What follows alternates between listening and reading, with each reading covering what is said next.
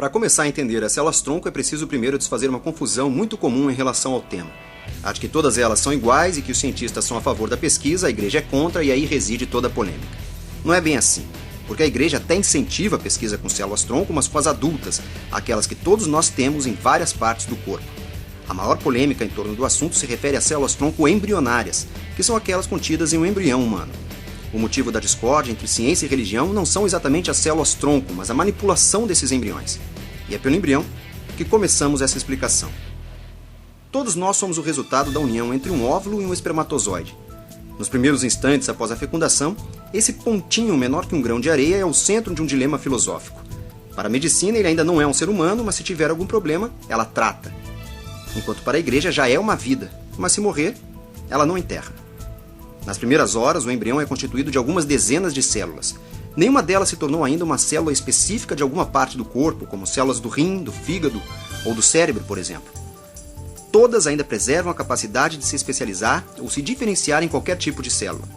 Elas também têm a habilidade de se dividir inúmeras vezes, gerando novas células com essa mesma capacidade de se multiplicar indefinidamente. Nesse estágio inicial, essas células-tronco estão contidas em um embrião, portanto, são chamadas de células-tronco embrionárias.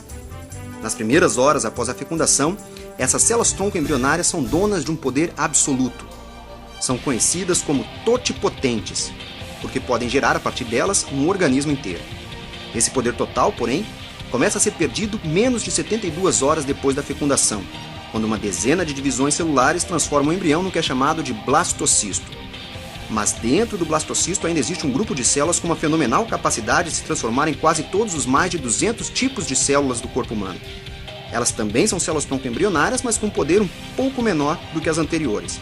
São chamadas de pluripotentes. Quando você ouve falar de células-tronco embrionárias, trata-se desse tipo, as pluripotentes, obtidas a partir do blastocisto. Mas a obtenção de células-tronco nessa fase pressupõe a destruição do embrião. Como o embrião é a primeira etapa da vida humana, há uma grande discussão sobre a ética de se destruir embriões para obter células-tronco embrionárias. O tema já foi motivo de uma intensa discussão no Brasil. Em 2005 foi criada a Lei de Biossegurança, que autorizou a pesquisa com células-tronco de embriões inviáveis ou congelados há mais de 3 anos em clínicas de fertilização in vitro. 3 anos depois, em 2008, o Supremo Tribunal Federal teve que decidir se essa lei era constitucional, porque a Constituição diz que a vida é inviolável e, segundo algumas interpretações, o embrião já é vida e, portanto, não poderia ser destruído. Venceu, porém, o argumento de quem dizia que esses embriões seriam descartados de qualquer maneira e, portanto, não deveria haver problemas em cedê-los à pesquisa. A ciência prevaleceu e o Brasil anunciou em outubro de 2008, após 2 anos de intensos trabalhos, ter conseguido obter e cultivar em laboratório as primeiras células-tronco a partir de embriões humanos. A conquista foi fruto do esforço de pesquisadores da USP e da UFRJ, liderados pela geneticista Lígia da Veiga Pereira, que explica 0 hora por telefone o destino desse cultivo de células-tronco embrionárias. Primeiro é disponibilizar essas células para pesquisadores brasileiros que queiram utilizá-las em suas pesquisas. E, eventualmente, a gente quer estar preparado para poder fornecer essas células quando começarem testes clínicos em alguma doença usando células-tronco embrionárias. A conquista da professora Lígia ocorreu exatamente 10 anos depois da obtenção das primeiras células-tronco embrionárias nos Estados Unidos. Mesmo os americanos, porém, tiveram problemas em levar adiante sua pesquisa. Só com o atual presidente, Barack Obama, as regras foram revistas e o governo autorizou verbas públicas para a pesquisa com células-tronco embrionárias, que antes dependia apenas do investimento privado. Em janeiro de 2009, uma empresa chamada Geron recebeu autorização do governo americano para começar os testes em humanos usando células-tronco obtidas a partir das células-tronco embrionárias. O objetivo é tentar curar pacientes que tenham sofrido lesões na medula espinhal. Voltemos ao embrião.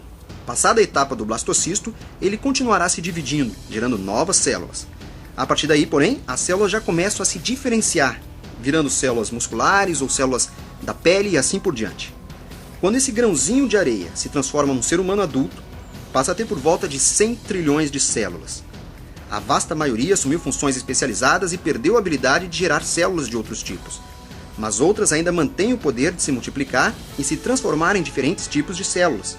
São células-tronco adultas, encontradas em várias partes do corpo. Esse poder, porém, não é o mesmo das embrionárias, porque as adultas não podem se transformar em qualquer tipo de célula, mas só em algumas específicas. As células-tronco hematopoéticas, por exemplo, presentes na medula óssea, podem originar todos os tipos de células sanguíneas, mas não podem se transformar em células do cérebro.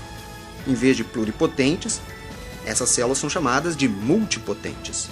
Como as células multipotentes têm capacidade limitada, alguns pesquisadores em outra frente passaram a concentrar esforços em reprogramar geneticamente essas células-tronco adultas, e alguns já conseguiram transformá-las em células pluripotentes. A técnica se chama pluripotência induzida e é um caminho para se obter células-tronco embrionárias sem necessariamente passar pelo embrião. Mas as células-tronco adultas, apesar de sua menor capacidade, também têm enorme potencial na área chamada de medicina regenerativa. O transplante de medula óssea, que já é feito com sucesso há décadas, nada mais é do que a retirada de células-tronco adultas de um doador e a aplicação dessas células em um paciente com algum tipo de leucemia ou anemia. O que a ciência tenta fazer hoje, ainda em fase experimental, é aplicar células-tronco adultas, tanto da medula óssea quanto de outros locais do corpo, para tratar outras doenças que não só as relacionadas a anemias ou leucemias.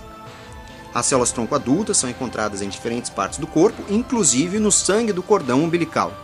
E são justamente as células-tronco de cordão umbilical que estão agora no centro de uma nova polêmica, que você saberá ao assistir ao vídeo principal desta reportagem.